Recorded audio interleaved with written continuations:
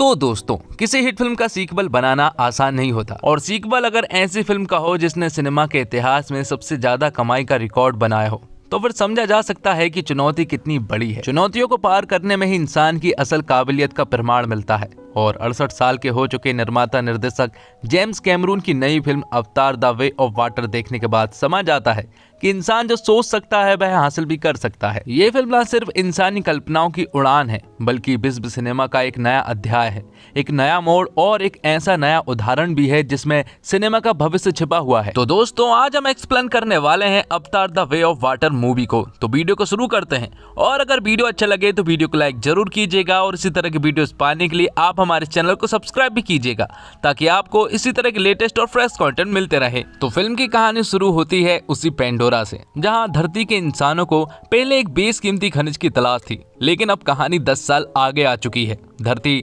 इंसानों के रहने लायक नहीं बची है और उन्हें तलाश एक ऐसे ग्रह की जहां पर इंसानों की बस्तियां बसाई जा सके। जिसके बाद हमें जैक सली को दिखाया जाता है जो कि पूरी तरह से नावी बन चुका था। तो अब जैक सली और नेटेरी का परिवार भी अब बढ़ रहा है। 2 बेटे हैं, एक बेटी है और एक गोद ली हुई बेटी भी है। साथ में एक इंसानी बच्चा भी है जिसे इंसानों से ज्यादा नावी समुदाय के बीच रहना ज्यादा भाता है। तो जैक सली और नेटेरी का परिवार एकदम सुखद परिवार था। वो लोग काफी खुश थे और उनकी फैमिली एकदम परफेक्ट फैमिली है। जिसके बाद जैक अपने बच्चों को शिकार करना भी सिखाता है। सब कुछ सही चल रहा होता है। उनके बच्चे अब बड़े भी होने लगे थे और जब एक दिन रात के समय में नेटेरी और जैक सली जब एक जगह पर बैठे हुए थे तभी अचानक से जैक सली की नजर आसमान की तरफ जाती है और वो देखता है कि कई सारे एलियन शिप उन्हीं की तरफ आ रहे हैं। जैसे ही वो नीचे आते हैं तो उनमें से कई सारे रोबोट्स निकलते हैं और वो नीचे उतरते ही तबाही मचाना शुरू कर देते हैं। वो काफी सारे थे इसलिए जैक सली उनका सामना नहीं कर पाता है और इसी के साथ ये सीन यहीं पर कट होता है। जिसके बाद एक लैब का सीन दिखाया जाता है जहां पर हम एक अवतार को देखते हैं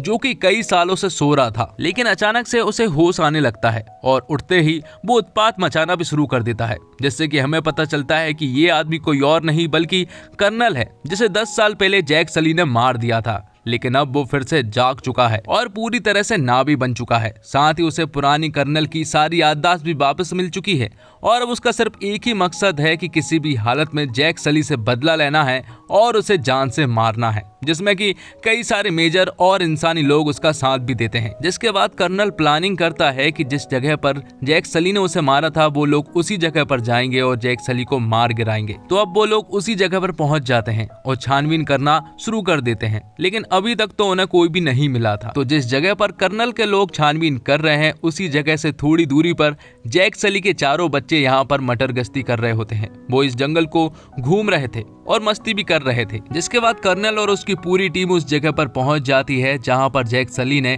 कर्नल को मारा था। कर्नल इस जगह को कैसे भूल सकता है क्योंकि उसे एक एक पल याद है। साथ ही हम देख पाते हैं कि जैक सली के चारों बच्चे कर्नल और उसकी पूरी टीम को देख रहे होते हैं। उन्हें कुछ गड़बड़ सा लगता है इसलिए वो तुरंत ही अपने पिता जैक सली को कांटेक्ट करते हैं और उन्हें ये सारी बातें बताते हैं। जैक सली को भी कुछ अजीब सा लगता है इसलिए वो उन बच्चों को वहां से तुरंत ही भाग जाने को कहता है, लेकिन इससे पहले कि वो बच्चे वहां से भाग पाते वो सभी लोग उन्हें बंधक बना लेते हैं। लेकिन थोड़ी ही देर के बाद यहाँ पर जैक सली और नेटेरी पहुंच जाते हैं और काफी लड़ाई के बाद वो लोग अपने बच्चों को यहाँ से छुड़ाने में कामयाब तो हो जाते हैं, लेकिन कर्नल ने उस इंसानी बच्चे मतलब कि स्पाइडर को पकड़ लिया था और वो उसे अपने साथ ले जा लेता है। तो स्पाइडर के ले जाने के बाद जैक सली और नेटेरी काफी दुखी थे क्योंकि भले ही वो उनका बेटा नहीं था लेकिन वो हमेशा उनके साथ रहा करता था, इसलिए वो उनके लिए बेटे से भी कम नहीं था। जिसके बाद कर्नल और मेजर और उनके आदमी स्पाइडर से पूछताछ करना शुरू करते हैं। वो स्पाइडर को काफी टॉर्चर करते हैं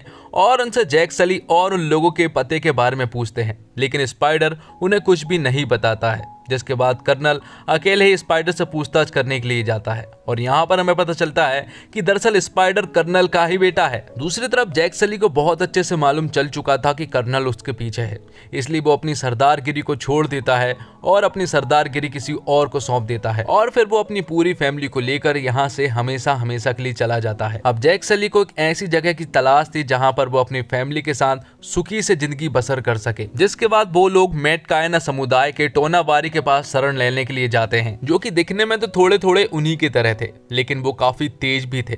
साथ ही वो लोग सिर्फ समुद्र और तटीय क्षेत्र पर निवास करते थे, लेकिन जैक सली के पूरा का पूरा परिवार जंगलों में निवास करता है, इसलिए पानी में तो वो रह ही नहीं सकते थे। इसके बावजूद जैक सली उन्हें यहाँ पर शरण देने के लिए कहता है, लेकिन यहाँ पर सरदार की पत्नी उनसे कहती है कि वो लोग कमजोर है, वो हमारे साथ नहीं रह सकते क्योंकि हम लोग समुद्र में निवास करते हैं और तुम लोग जंगलों में, तो तुम लोग हमारे साथ रह ही नहीं सकते। तुम्हें हमारे साथ रहने के लिए काफी कुछ सीखना पड़ेगा।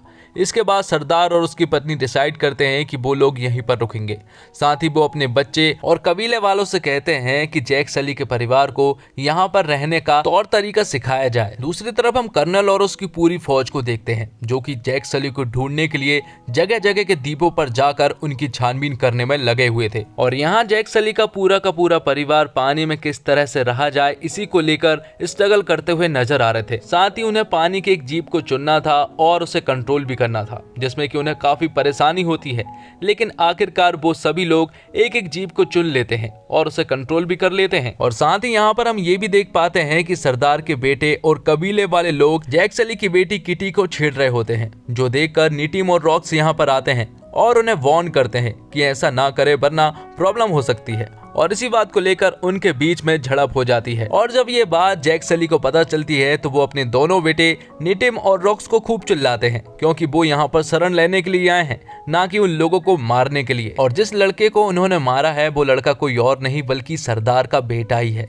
इसलिए जैक सली तुरंत ही रॉक्स को उनसे माफी मांगने के लिए कहता है। इसलिए रॉक्स उनके पास जाता है और उनसे माफी मांगता है, लेकिन यहाँ पर सरदार का बेटा रॉक्स को माफ तो कर देता है, पर वो उसे अपने साथ शिकार पर भी ले जाने लगता है। तो रॉक्स भी उनके साथ चला जाता है, लेकिन अचानक ही वो लोग रॉक्स को चकमा देकर वहां से चले जाते हैं। और फिर थोड़ी देर के बाद यहाँ पर एक विशालकाय व्हेल आती है जो कि रॉक्स के ऊपर अटैक कर देती है। और जब वो रॉक्स को मारने ही वाली होती है कि तभी अचानक से एक विशालकाय व्हेल और आ जाती है और वो दूसरी विशालकाय व्हेल को मार गिराती है। अब रॉक्स तो बेहोश हो चुका था, लेकिन जब उसे होश आता है तो वो खुद को उसी विशालकाय व्हेल पर पाता है जिसने कि उसकी जान बचाई थी। वो व्हेल दिखने में काफी डेंजर थी और साथ ही यहाँ पर रॉक्स उससे बात करने की कोशिश करता है। यहाँ पर रॉक्स जब उससे बात कर रहा होता है तो वो व्हेल उसकी सारी बात समझ रही थी, लेकिन रॉक्स उसकी कोई भी बात नहीं समझ पा रहा था। साथ ही वो देखता है कि उसके पंख पर एक बहुत बड़ा सरिया भी लगा हुआ था, जिसे कि वो आसानी से निकाल देता है और फिर वो दोनों बहुत अच्छे दोस्त बन जाते हैं। दरअसल इन व्हेल को टूनकूल कहते हैं। अब रात को काफी देर के बाद जब रॉक्स अपने घर पहुंचता है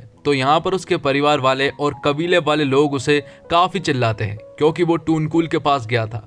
लेकिन यहाँ पर जब वो उन्हें बताता है कि उसका एक पंख कटा हुआ था, तो ये सुनने के बाद कबीले वाले लोग तुरंत ही रॉक्स से कहते हैं कि आज के बाद वहां पर कभी मत जाना, क्योंकि वो पायकान है। दरअसल पायकान के ऊपर आरोप है कि उसने कई सारे नावियों को मारा था और वो काफी डेंजर भी है, इसलिए वो उन्हें उनसे दूर रहने को कहता है। लेकिन रॉक्स उनसे कहता है कि ऐसा नहीं है, पायकान बहुत अच्छा है, क्योंकि वो तो अब उसका दोस्त भी बन चुका है। लेकिन फिर भी वो लोग उनसे दूर रहने को कहते हैं। जिसके बाद हम देखते हैं कि कर्नल अब तटीय क्षेत्रों की तलाशी करने के लिए निकल पड़ा था, जिसमें कि उसका साथ एक आदमी भी दे रहा था जो कि समुद्री क्षेत्रों को काफी अच्छे तरीके से जानता है। इसलिए जैक सली को ढूंढने के लिए अब वो तटीय क्षेत्रों की तलाशी करने के लिए निकल पड़े थे।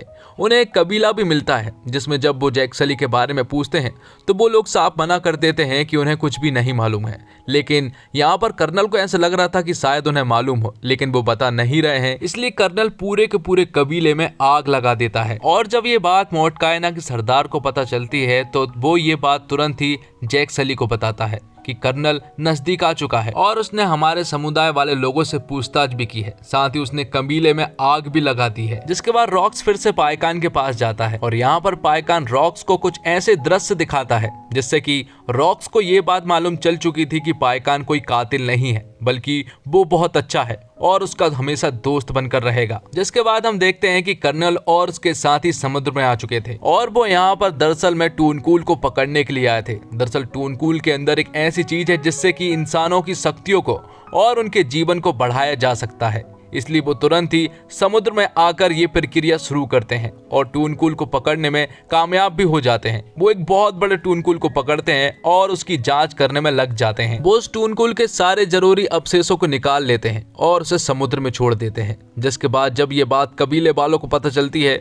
तो वो लोग आग बबूले हो जाते हैं और उन्हें काफी दुख भी होता है, क्योंकि ये उनके साथ के जीव थे। जो कर्नल ने किया इसके लिए कबीले वाले भड़क उठते हैं और वो जंग पर उतारू हो जाते हैं। लेकिन जैक सली उन्हें समझाने की कोशिश करता है कि वो लोग हथियार से लैस हैं। उनके पास कई तरह के टेक्नोलॉजी वाले हथियार हैं जो कि इस जंग को आसानी से खत्म कर सकते हैं।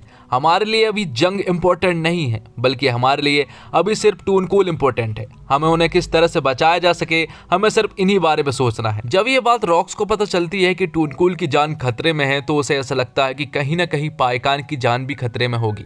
इसलिए वो तुरंत ही पाइकान के पास जाने लगता है, लेकिन उसके साथ ही और उसके भाई उसे रोकने की काफी कोशिश भी करते हैं। लेकिन इसके बावजूद रॉक्स पाइकान के पास पहुंच जाता है। उसे भी एक बड़ा सा तीर लगा हुआ था, जैसे कि वो लोग निकालने में लग जाते हैं। साथ ही वो लोग देखते हैं कि कर्नल और उनके साथी उनके नजदीक आने लगते हैं। इसलिए रॉक्स तुरंत ही अपने पिता जैक सली को कांटेक्ट करता है और उन्हें बताता है कि कर्नल और उसकी शिप हमारे ही तरफ आ रही है, जो कि लगभग 2 किलोमीटर के नजदीक होगी। तो जैक सली ये बात सबसे पहले सरदार को बताता है और वो अपनी पूरी की पूरी फौज लेकर समुद्र की तरफ आने लगते हैं। साथ ही कर्नल ने ये देख लिया था कि जैक सली के बच्चे समुद्र में अकेले हैं, इसलिए वो उनके पीछे एक बड़ी सी टुकड़ी को लगा देते हैं और यहाँ पर वो लोग उसके बच्चों को पकड़ने में कामयाब भी हो जाते हैं। अब कर्नल जैक सली से कहता है कि अगर वो अपने बच्चों को जिंदा चाहता है तो वो उसके पास अकेला ही आए। अब क्योंकि जैक सली के पास कोई और रास्ता नहीं था, इसलिए वो अकेला ही उसके पास जाने लगता है। और जैक सली जब उसके पास जा ही रहा होता है कि तभी हम यहाँ पर पाइकान को देखते हैं, जो कि शिप के ऊपर अटैक कर देता है और यहाँ के कई सारे लोगों को वो अकेला ही मार गिराता है। और इसी चीज का फायदा उठाकर जैक सली और उसकी पूरी की पूरी फौज शिप के ऊपर अटैक कर देती है, जिसके बाद जैक सली अपने बच्चों को बचाकर यहाँ से ले जाने लगता है। लेकिन रॉक्स और नेटीरी कहते हैं कि उन्हें स्पाइडर को भी बचाना है, जो कि शिप के अंदर मौजूद है। इसलिए वो लोग शिप के अंदर स्पाइडर को बचाने के लिए जाने लगते हैं। आगे जाने के बाद वो स्पाइडर को भी आसानी से वहां से बचा लेते हैं, लेकिन इसी झड़प में नेटीरी को गोली लग जाती है और वो काफी जख्मी भी हो गया था, जिसके बाद उसे अपनी फैमिली के पास ले जाया जाता है, जहां पर कि उसका अंतिम वक्त था और वो अपनी फैमिली के साथ ही अपनी आखिरी सांसें गिनता है। उसे इस तरह मरता हुआ देखकर नेटीरी और जैक सली का दिमाग खराब हो जाता है और वो अब उनसे बदला लेने का डिसाइड करते हैं। वो तुरंत ही शिप में जाते हैं, जहां पर किटी अभी भी कर्नल के द्वारा बंधक थी। तब नेटीरी और जैक सली शिप में पहुंचते हैं और उन्हें खूंखार तरीके से चुन चुन के मारने लगते हैं। और काफी लड़ाई झगड़े के बाद जैक सली ने अपनी बेटी किटी को बचा लिया था, लेकिन आखिर में जब वो लोग जा रहे थे तो यहाँ पर कर्नल उन्हें उकसाता है कि बचकर यहाँ से चले तो जाओगे, लेकिन वो अभी भी जिंदा है और वो उन्हें कभी भी नहीं छोड़ेगा। तब कर्नल और जैक सली के बीच में भी एक जोरदार लड़ाई होती है। साथ ही ये शिप जल्द ही डूबने वाली थी, क्योंकि इस शिप में बहुत ही तेजी से पानी भरा रहा था, जिससे कि आखिर में जैक सली कर्नल को मार गिराता है। और यहाँ पर नेटीरी और उसके बच्चे पानी में किसी तरह से बचने के लिए स्ट्रगल करते हुए नजर आ रहे थे, लेकिन आखिर में जैक सली की पूरी फैमिली आसानी से बच जाती है। साथ ही हम देखते हैं कि स्पाइडर ने अपने पिता मतलब कि कर्नल को भी बचा लिया था और उसे एक किनारे पर लेकर आ गया था, जिसके बाद स्पाइडर वापस चला जाता है, क्योंकि उसे अपने पिता के साथ नहीं बल्कि जैक सली और उसकी फैमिली के साथ रहना था। आखिर में हम देखते हैं कि कबीले वाले लोग और जैक सली की पूरी फैमिली नीटीम को श्रद्धांजलि देते हैं और उसे पानी के अंदर दफनाते हैं, जहां पर कि कबीले वाले लोगों के पूर्वज को दफनाया जाता है। फिर जैक सली सरदार से कहता है कि वो नहीं चाहता है कि उनके ऊपर कोई और आ जाए, इसलिए वो इस कबीले को छोड़कर हमेशा के लिए जा रहे हैं। लेकिन यहाँ पर सरदार उनसे कहता है कि अब ये कबीला उनका भी है, क्योंकि नेटीम अब उनके पूर्वजों के पास चला गया है। और इसी के साथ ये फिल्म यहीं पर खत्म हो जाती है। तो दोस्तों, अगर आप इस फिल्म को पूरा देखना चाहते हैं तो डिस्क्रिप्शन बॉक्स के दिए हुए लिंक पर क्लिक करें और इस फिल्म को आसानी से वॉच करें। उस वेबसाइट का नाम है moviesdekhe.com। तो दोस्तों, उम्मीद करता हूँ आपको ये वीडियो पसंद आई होगी। वीडियो पसंद आई हो तो वीडियो को लाइक जरूर कीजिएगा, और अगर आप हमारे चैनल के साथ जुड़ना चाहते हैं तो आज ही हमारे चैनल को सब्सक्राइब कीजिए, ताकि आपको इसी तरह के लेटेस्ट और फ्रेश कंटेंट ढूंढने के लिए इधर उधर ना जाना पड़े। धन्यवाद। जय हिंद, जय भारत, जय श्री राम।